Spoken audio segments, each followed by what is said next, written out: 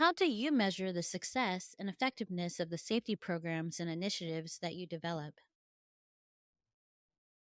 There's a couple way we can evaluate the effectiveness of safety programs out in the real world. One approach is a longitudinal study. Those types of studies, we follow a group of drivers over a long period of time, whether that's a couple weeks, a couple months, or even a year. And we look at the change of behavior over time.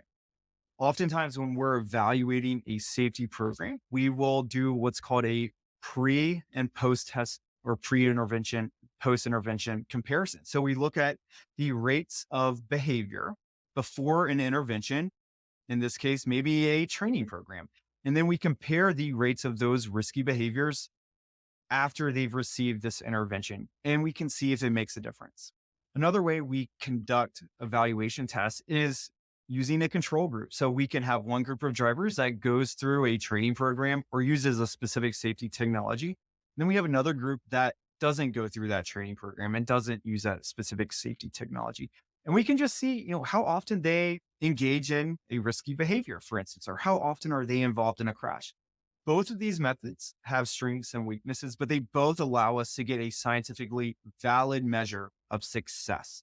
But at the end of the day, when we are evaluating programs, it's important to focus on the behaviors. What's actually contributing to that crash? What are those contributing factors? We can also look at the outcomes. So that would be the crashes and the near crashes.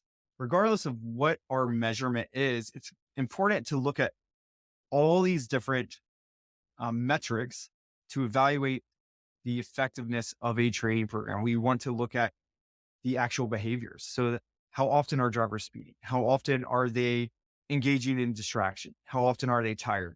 But we also want to look at how often are they involved in a near crash or an actual crash.